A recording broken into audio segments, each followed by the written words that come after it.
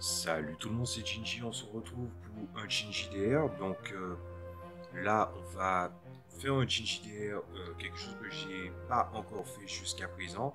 J'ai déjà présenté des jeux physiques, mais je n'ai jamais fait une présentation en mode totale ouverture. Et donc du coup, entre les vidéos que je vais faire qui sont autour de Blue Rose et aussi des vidéos qui traitent beaucoup de l'émotionnel et de la place dans le jeu, des choses comme ça, je me suis dit que on va respirer un peu. Il y a d'autres vidéos aussi en préparation. Je vais faire un truc qui n'était pas prévu à la base, mais de toutes les façons, le jeu que je vais présenter et que je vais ouvrir, je vais déballer, c'est un jeu que je voulais à l'époque où j'ai pris en compte l'existence de ce jeu, puis je l'ai oublié parce que j'avais très clairement d'autres problèmes à ce niveau-là, enfin à d'autres niveaux. Puis ensuite, il y a quelqu'un qui en a reparlé récemment sur un groupe de réseau social et je me suis rappelé du jeu et de son intention et évidemment c'est un truc qui m'attirait déjà de base, donc je me suis dit allez on va y aller. Alors le jeu que je vous présente c'est Ryutama. Donc en gros je vais quand même faire lire l'introduction. Allez c'est parti. La couverture plutôt. À quoi ressemblerait le jeu de rôle si ces créatures avaient d'abord pratiqué les jeux vidéo? Ça c'est une très très bonne question. Premier jeu de rôle japonais à être traduit en français, Ryutama vous propose de jouer dans un univers fantastique nourri d'histoires de dragons, de saisons et de quêtes inoubliables. Moi qui ai beaucoup aimé Zelda, l'Oracle des saisons, même si des gens diront que artificiellement l'Oracle des âges et l'Oracle des saisons c'est plus un jeu dont on a divisé, le même jeu qu'on a divisé en deux versions, mais c'est évidemment avec une question de goût et d'opinion. Voilà. Au milieu d'une nature suscitant un émerveillement permanent, les joueurs y incarnent des voyageurs qui remportent le monde principalement mus par leur enthousiasme et la beauté de ceux qui les entourent. Alors, je prends un petit moment pour montrer l'illustration, voilà. Quelques reflets de ça. Je trouve que l'illustration est plutôt pas mal. Ceux qui connaissent le jeu, comment ça s'appelle cette saga récente, l'atelier Risa, l'illustration me fait beaucoup penser à l'atelier Risa, mais aussi, comment ça s'appelle, c'est un JRPG qui n'est pas trop sorti en français, c'est la série des Lunars, je crois. Ça fait beaucoup penser au niveau du travail artistique. Quoique Lunar est un petit peu moins aquarelle et tout. Bref, positif et original, Ryutama se distingue notamment par son ambiance unique au croisement de jeux vidéo comme Zelda ou Dragon Quest et de celles que l'on peut trouver dans les productions d'Hayao Miyazaki comme Le Voyage de Chihiro, Mon voisin Totoro ou dans une moindre mesure Princesse Mononoke. Voilà, donc là on voit bien dans quelle direction ça va, c'est plutôt pas mal. Il y avait un autre jeu aussi qui avait cette intention-là, mais je crois pas son nom. Loin de se concentrer uniquement sur l'opposition et les combats, quand même, on y fait des rencontres variées, y compris avec certains monstres parfois charmants, parfois redoutables. On se perd, on retrouve sa route, on rafistole son équipement, mais aussi on partage de la nourriture ou des histoires, etc. Mais plus encore, ce qui rend Ryutama si particulier, c'est qu'il a été spécialement conçu pour aider les jeunes joueurs à devenir des maîtres de jeu. C'est vrai que des jeux qui te disent mon but c'est d'initier les nouveaux joueurs, déjà il manque énormément de jeux de rôle de ce type et aucun ne dit ouvertement ça, et probablement parce que une fâcheuse tendance à en fait faire des raccourcis assez rapides. Ah ouais mais c'est débutant donc c'est simple comme jeu, alors qu'en fait non. Par exemple My Little Pony que j'avais présenté il y a un an de ça ou même plus, ben justement tombe dans cette catégorie. C'est un jeu qui est vraiment très complet, tout en permettant en fait aux débutants de le prendre en main facilement. Donc voilà, ainsi sans pour autant être simpliste, tout est fait pour les aider à passer le cap en douceur. Ceci se manifeste notamment par la présence de nombreuses aides de jeu d'un personnage spécifique qui leur est dédié. Le mystérieux homme dragon. Donc est-ce que ça veut dire qu'ils ont intégré un espèce de système de PJMJ à l'intérieur du jeu? C'est la question que je me suis posée quand j'ai lu ça. Découvrir Ryutama dans cette édition anniversaire clarifiée et enrichie par 10 ans de pratique. C'est vrai que ça date. Hein. Elle rassemble notamment toutes les modifications faites par l'auteur depuis sa première publication au Japon. Dans ce livre, vous trouverez un jeu à la personnalité très affirmée au travers d'une ambiance positive, drôle et poétique. Un système original conçu pour renouveler le plaisir de jouer des scènes de voyage. Ouais, effectivement, c'est vrai que quand je parlais du contraste en contraste, si on parlait du Blue Rose dont j'ai traité récemment et qui en fait ils ont tendance en fait puisqu'il y a une ambiance roman, série télé à éluder les scènes de voyage. C'est vrai qu'un jeu qui propose d'enrichir les scènes de voyage pour rentrer dans de la contemplation de manière assumée, ben on dit toujours merci parce que c'est vrai que c'est quelque chose d'assez difficile. Faites une campagne où tout se passe dans la neige et la toundra, vous allez tout de suite comprendre. Tout pour créer votre homme dragon et les règles pour vous servir de ses pouvoirs. De nombreux outils facilitant la prise en main, la création de scénarios, de cités. 3 scénarios, c'est assez riche, hein, 3 scénarios, c'est beaucoup. Un synopsis de campagne et du matériel exclusif à la version française, dont des conseils de maîtrise et des notes de conception. Voilà. Donc le truc est marqué 35 €, mais je crois que je l'ai pris moins cher que ça. Et aussi, évidemment, j'ai aussi pris l'écran de maître de jeu. Donc on va commencer déjà par ça. Ah, sur moi c'est comme un gros port. Voilà. On balance ça là. Et du coup, donc on est sur de la couverture bien rigide, vous m'entendez. Alors je crois qu'il y a quelqu'un qui avait fait une remarque sur la VF, il disait c'est dommage que ce soit pas comme certaines éditions où en fait l'intérieur est en noir et blanc alors que certains ont eu l'intérieur en couleur. Et je crois comprendre ce qu'ils veulent dire par là, regardez. C'est en noir et blanc, tout à fait comme on l'avait dit.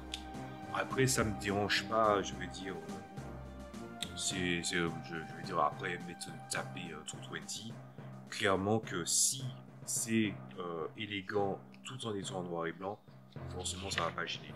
Et moi qui aime beaucoup lire des mangas aussi, voilà, on est plutôt pas mal. Donc là on fait la présentation. Par contre le papier, on n'est pas sur des papiers des plus solides. Hein. J'aurais préféré des papiers plus solides. Donc apparemment les voyageurs ont des classes, de ce que je vois. Alors je vais faire ma technique alternative, c'est-à-dire je bascule le micro ici pour pouvoir tourner les pages. Donc apparemment il y a des classes dans le jeu. Ça arrive tout de suite après l'avant-propos. Donc évidemment je ne vais pas présenter l'intégralité des trucs, je vais juste donner mon impression rapidement. Et je vais faire en sorte que ça ne dure pas plus de 20 minutes. Donc là, on te présente un peu de l'or et bim, les classes de voyageurs. Il y a artisan, chasseur, fermier, guérisseur, marchand, ménestrel, noble. Moi, quand j'ai vu Ryutama, le premier truc auquel j'ai pensé, je dirais que j'ai passé à la série des Lunars en premier, mais après je me suis dit, moi j'ai beaucoup aimé, malgré son énorme défaut à l'époque, de demander à la fois une manette de GameCube et une Game Boy Advance plus le câble pour relier à la GameCube. Je parle de Final Fantasy Crystal Chronicles. Bah, du coup, ça fait beaucoup penser à du Final Fantasy, plus précisément Final Fantasy Crystal Chronicles, dans la mesure où en fait il y avait les personnages qui venaient de certaines familles qui avaient une certaine fonction, et en plus ils partaient à l'aventure. Donc là, il y a un peu il y a pas mal de trucs.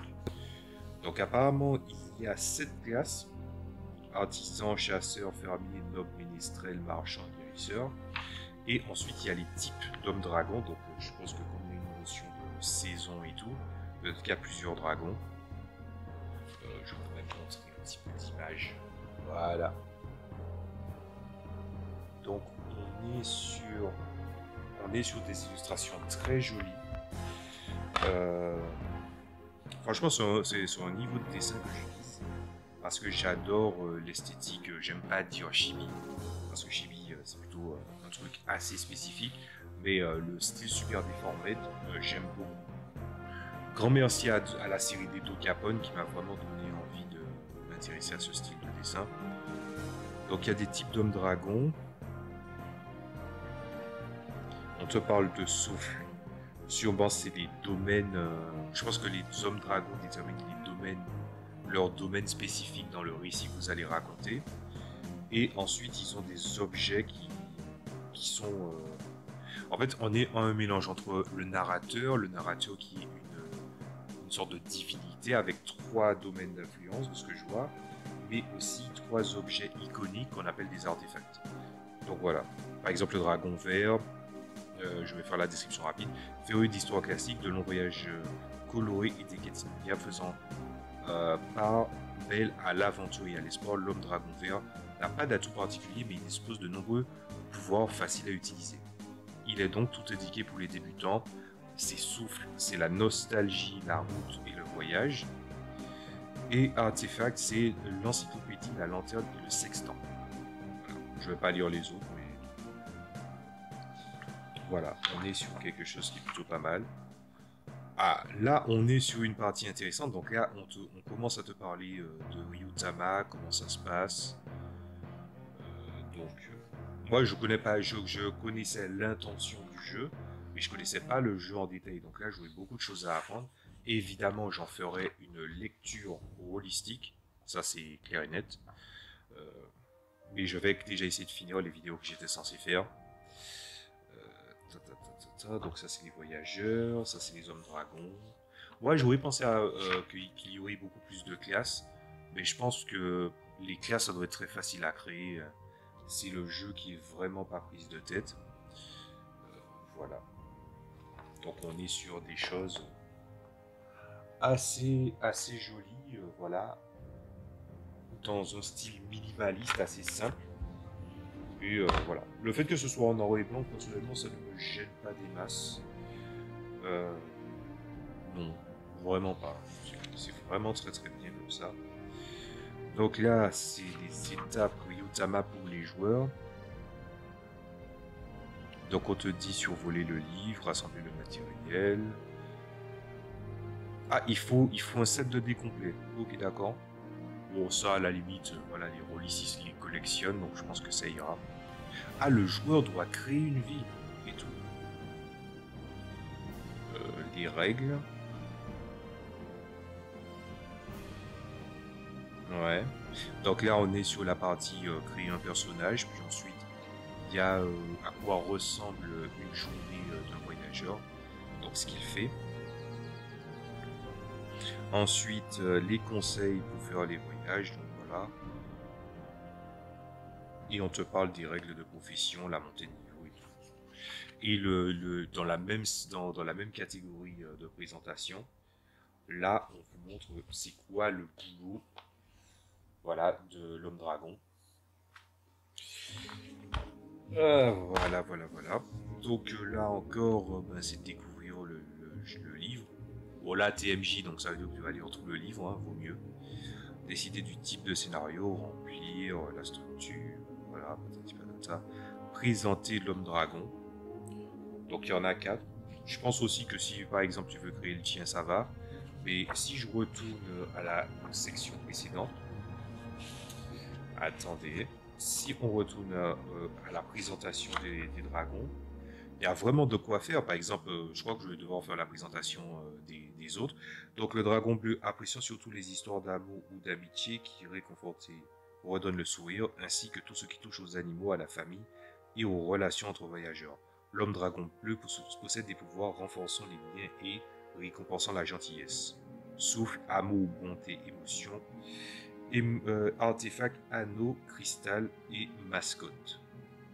Voilà. Ensuite, le dragon rouge, passionné par les batailles et les héros, relevant 1000 défis, traquant des monstres les plus dangereux en explorant d'insondables donjons. Ça commence mal. J'ai déjà parlé de mon aversion des donjons. Hein. L'homme dragon rouge possède des pouvoirs et invite les voyageurs au combat et rend leur lutte toujours plus violente. Donc, courage, défi, renaissance en souffle. Et les artefacts, c'est grand arbre, grande épée, grande lance. Voilà. Et pour finir, le dragon noir, se réjouissant des tragédies, des complots et autres trahisons, l'homme dragon noir aime tout autant les histoires de meurtre, surtout si elles comprennent des enquêtes, de la déduction et des énigmes. Il ne s'intéresse qu'aux voyageurs, au sombre passé et attise la terreur dans leur cœur, Massacre, Obéissance, Vengeance, Coupe, Dague et Miroir pour Artefact. Donc là, on est plutôt sur quelque chose de... Voilà, alors c'est Dark le sombre. Voilà. Bref, après avoir vu ces petits moments Dark le sombre, donc là on voit qu'il y a pas mal de choses à observer. Alors ça, c'est un truc que les gens devraient faire. Ça, c'est un truc que j'ai appris au traitement de mise en page quand tu fais des livres. N'hésitez pas à commencer déjà à assouplir la base.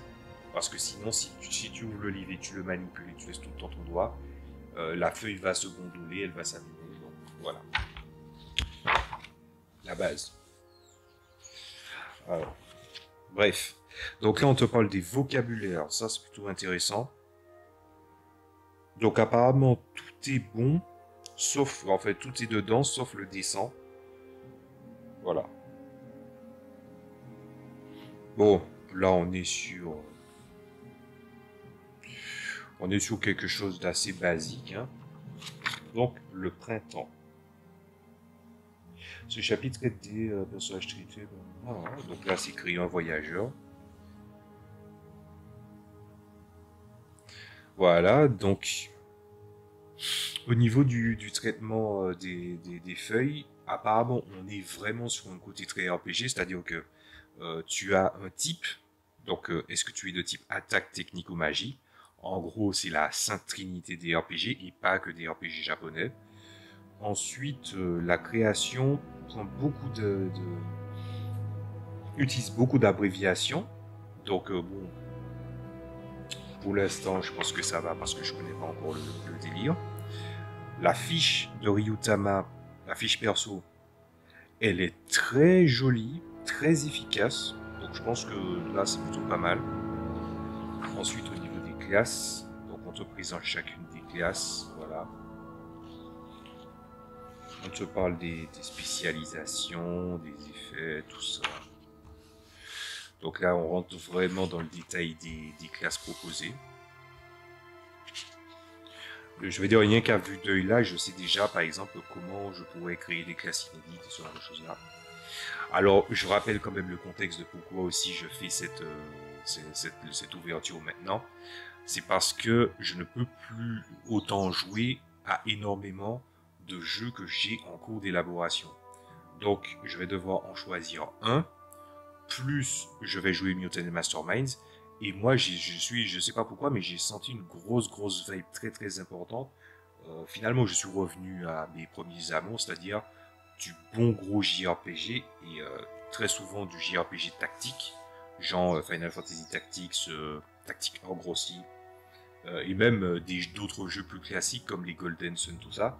Et je me suis dit, j'ai des idées, et à ce moment-là, mon esprit est partagé entre deux propositions de jeu. Le premier, évidemment, c'est Ryutama.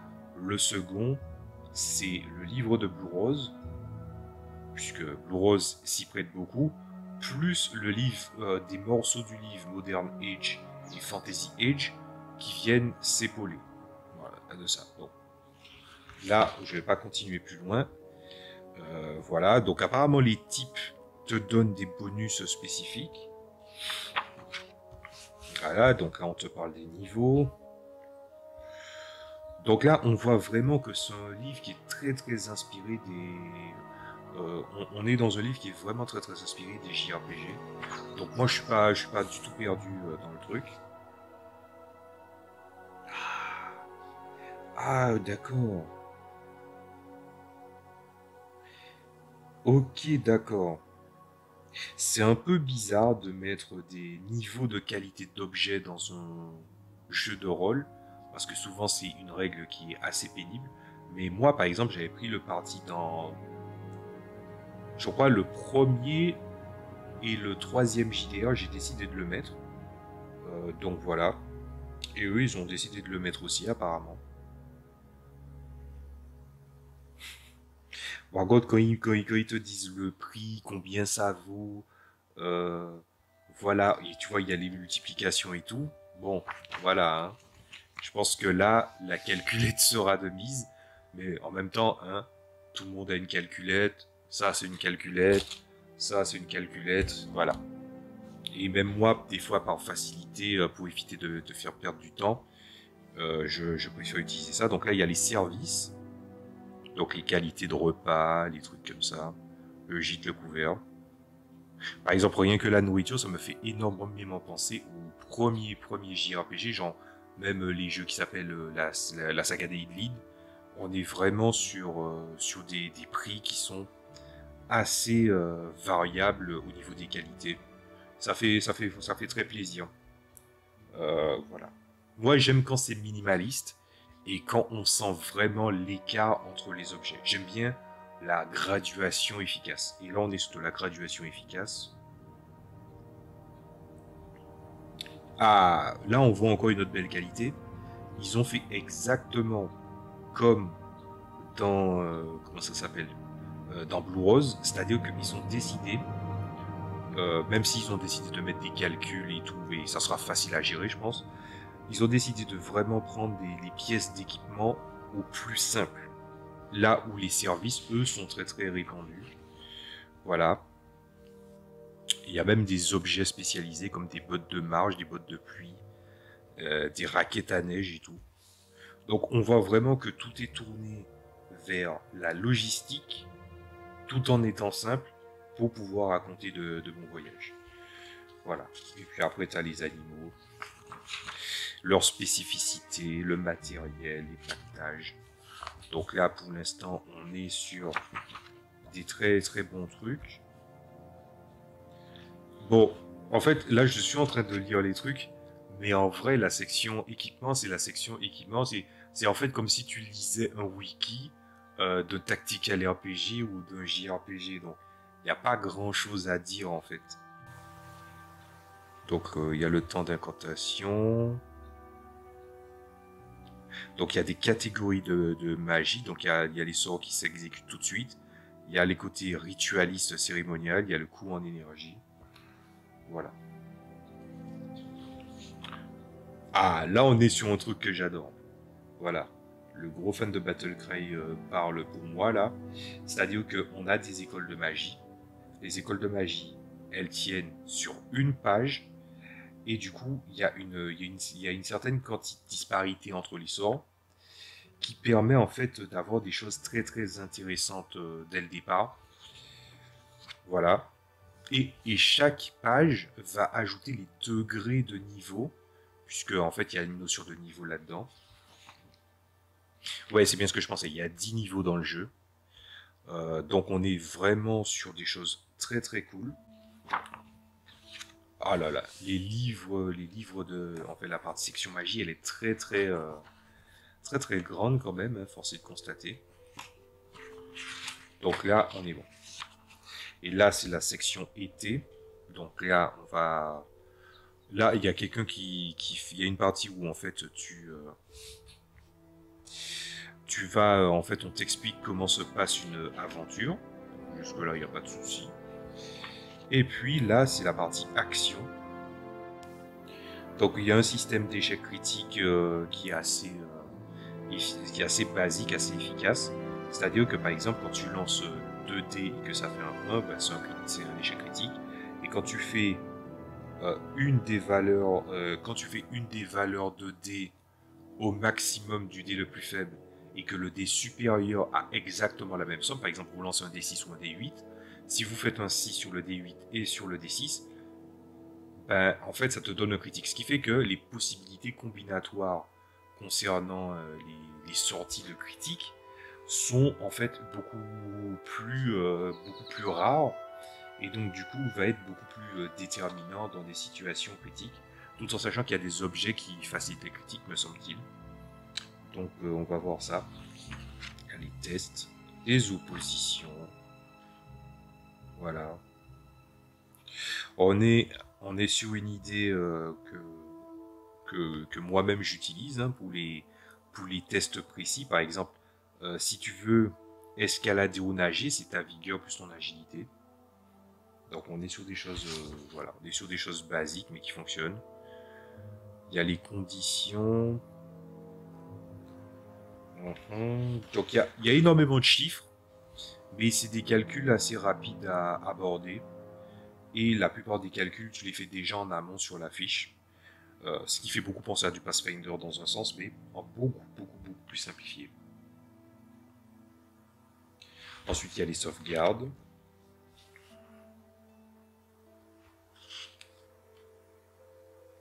Ensuite, il y a les dragons. Ah d'accord, ça c'est le bestiaire là. On y est déjà. Ah oui, il y a des monstres.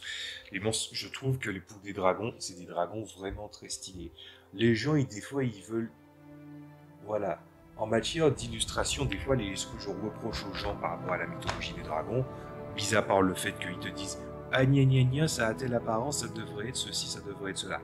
Mis à part ce côté-là que les gens qui veulent se jouer spécialistes et qui font chier avec ça sont emmerdants.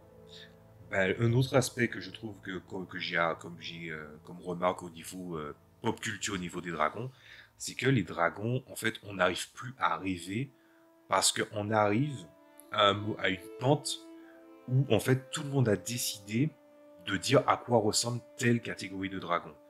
Et là, eux, ils se font vraiment plaisir, et c'est ça qui est fort avec les Japonais, c'est que ils arrivent à prendre des choses de culture d'autres personnes différentes, de la construire et de la réinventer. Pas forcément pour le meilleur, mais là, on est plutôt sur quelque chose d'assez sympa. Par exemple, le dragon des rocailles avec des cristaux sur le dos, le dragon des Landes.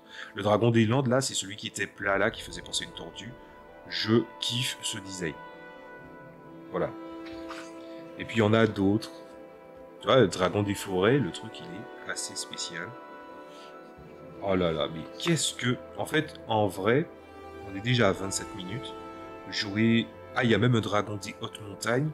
Il fait... comment il s'appelle ce dragon-là dans Monster Hunter, le Lao Shang.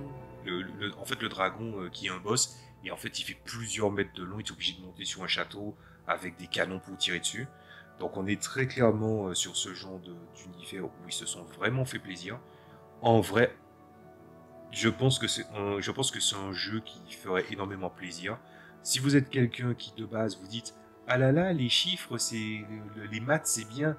Bon, quand quelqu'un te dit ça, c'est les mêmes gens qui te disent t'apprends en t'amusant, tu sais que tu vas te faire chier.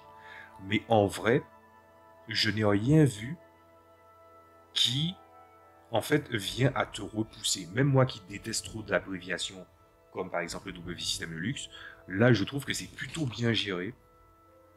Donc, en plus il y a d'autres bêtes, il y a d'autres trucs. Ils ont mis des dragons, il y a des dragons sympas, il y a des designs que j'aime beaucoup. Tu vois, les Japonais ont moins ce balai dans le cul, c'est ça qui... En fait, à la fois, ils ont moins le balai dans le cul quand il s'agit de présenter de la fantaisie, mais des fois, ils font aussi souvent l'erreur d'utiliser ce qui fonctionne. Et c'est déjà ce que font les Occidentaux. Donc, mais là, on est clairement sur des gens qui avaient vraiment envie d'en mettre plein la vue, qui avaient envie de... Comment dire ça? Qui avaient envie de raconter des histoires magnifiques, des choses belles, contemplatives, tout en mettant finalement le personnage, les joueurs, au cœur du récit, et dont l'homme dragon est là pour définir un setting, et en même temps, en fait, être une sorte de providence dans les propres settings au moyen des artefacts. Donc franchement, il en est à 29 minutes, je continue. Là, ce que j'ai envie de faire là, c'est de couper la vidéo et d'y aller. C'est pour ça que je pense que cet exercice-là, j'ai vraiment du mal. C'est-à-dire, aller me dire, là, c'est créer les mondes. Bon, écoutez, voilà. Moi, je referme. Et ce que je vous propose, c'est qu'on voit ça dans une partie 2. Apparemment, il y a un petit fascicule avec l'écran de maître de jeu. Donc, je vous dis à tout de suite, ou à la prochaine fois, plutôt, pour consulter un petit peu l'écran de maître de jeu. Allez, à la prochaine fois. Salut à tous.